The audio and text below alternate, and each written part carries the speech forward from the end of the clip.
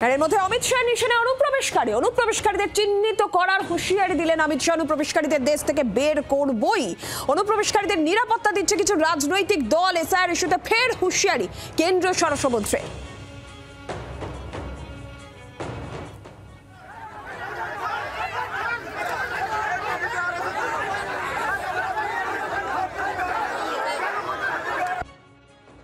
BSF देश की सभी सीमाओं पर घुसपैठ को रोकने में लगी है, मगर दुर्भाग्य की बात है कुछ राजनीतिक दल एक घुसपैठिया हटाओ का जो अभियान है इसको निर्बल करने में लगे हैं और वो राजनीतिक दल चुनाव आयोग द्वारा जो एसआईआर की प्रक्रिया चल रही है इसका खिलाफत कर रहे हैं। मैं आज इस हीरक जयंती समारोह में बहुत स्पष्ट करना चाहता हूं, हम इस देश में से एक एक घुसपैठिए को चुन चुन कर बाहर निकालेंगे, ये हमारा प्रण है।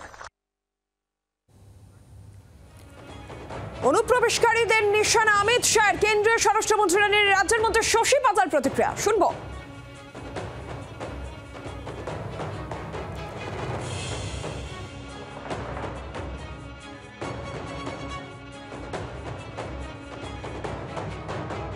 আপনি ঘুষপেটিয়ার কথা বললেন, আপনি যেন বললেন যে কোন একটা রাজ্যে এসআইআর কাজ হতে দিচ্ছে না, বললেন দেশের নিরাপত্তা নিয়েও অনেক কিছু বললেন, কিন্তু আসল বাস্তবটা কি?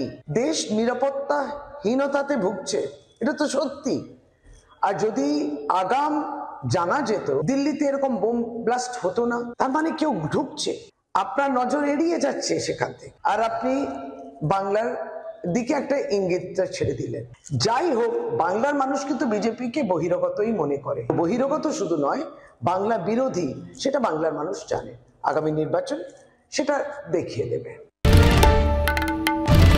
বাংলার আওয়াজ, বাঙালির আবেগ, জি 24 ঘন্টা।